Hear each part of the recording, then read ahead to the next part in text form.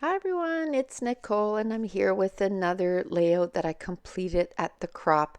Now this is a page kit that I put together, and as you can tell, this was one of my later page kits. I believe this is layout 17, and at the end that I was putting my page kits together, I was like, oh, instead of, picking out the embellishments a little bit, a few here and a few there, I was putting entire uh, kits or embellishment packages within my page kits because it was getting close to the crunch. It was almost time to leave and I needed to get those page kits done. Now this pattern paper, as you can tell, the one for the background, it has already a couple of clusters done up for me, and I thought this would be the perfect page for my daughter's wedding picture. I printed this one at 5 by 7, and it was just as, they finished getting married and they were walking back down the aisle. I matted the photo on some blue cardstock, and then I took the other pattern paper that I had in this page kit, and it was blue with some white flowers, and I didn't mat all the way around the photo. I just matted at the top and the bottom of the photo, and I like to do that sometimes instead of matting all the way around the photo. I find it puts a different focus on the photo and just to have sort of a different look. So as you can tell, where normally I would have a bunch of embellishments next to the photo, now I have to go through each of the packages and find some embellishments. But still, it still kind of helped because I still wasn't looking through, if I would have brought a whole big bin with me and trying to go through all of them and, trying to figure out what I was going to use, I kind of limited the whole thing to like a collection, and I'm going through each of the little packages trying to see what I can use as my embellishment foundation. So I'm still going through the same process as when I was putting the embellishments per page kit. I start with the embellishment foundation. I make sure that I have things that I can use for the foundation of my embellishment clusters. And once I have that, then I start finding other embellishments that I can start building on top of that. And the more layers that I can put in an embellishment foundation, the more I like it, the more full that it looks. Now, because this pattern paper, my background pattern paper, has so much going on, I didn't end up having to make big embellishment cluster. And actually this page came together super quickly. As you can tell, it's a 7.5 minute video, and I speed up my videos times 4. So that means this page took me 28 minutes to complete.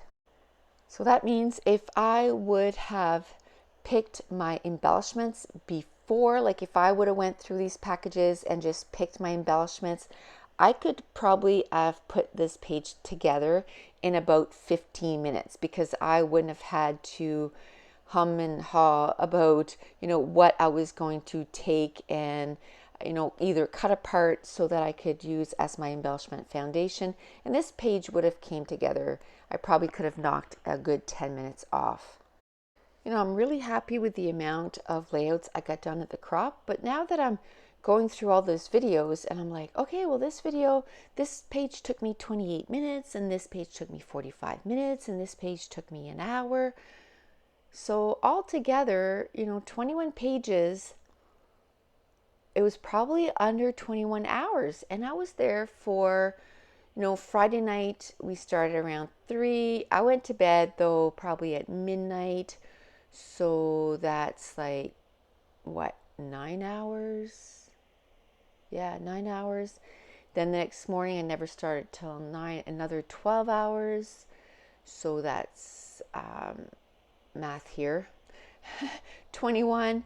I guess that sounds about right because I went to bed fairly early, and then on Sunday was a very, I might have worked maybe 4 or 5 hours, and then I started packing up. So I guess it's whether you stay up late or not. But that's the way I kind of bank how many pages I'm going to get done. I figure it's going to take me between 45 minutes to an hour each page. I figure out how many hours I'm going to be at the crop, and that's how many kits that I put together. And of course, then you have to take off the time that you take to eat and the breaks that you take, coffee breaks, or if you leave the facility and, you go for something to eat or something like that. But I'm still really happy with how many layouts I got complete. But anyway, back to this layout. Like I said, the embellishment clusters were really simple. I just did a couple of them, and then I'm going to add a few extra lines or a few lines onto my layout, and I'm going to do my journaling right next to a cluster. Usually when I do journaling like that directly on the layout, I try to make it that I put my layout next to a cluster or next to my title. So then it makes it so that it is inclusive with an embellishment cluster, and it makes it look like it's part of it. Now, before I went to the crop, one thing that I do is I take these recipe cards and I do all my journaling so that when I get at the crop, I just copy word for word what I had done for the journaling, because I find that while I'm chatting, I find it hard to come up with what I'm going to say for journaling. Plus, I find that journaling for me is probably one of the most difficult things for me to get done. So if it's done ahead of time, I just have to copy it. Now, the last thing I'm going to do is I'm going to take some mist and I'm going to add a few drops around my layout, and that's it. That's going to complete my layout, and I want to thank you so much for watching.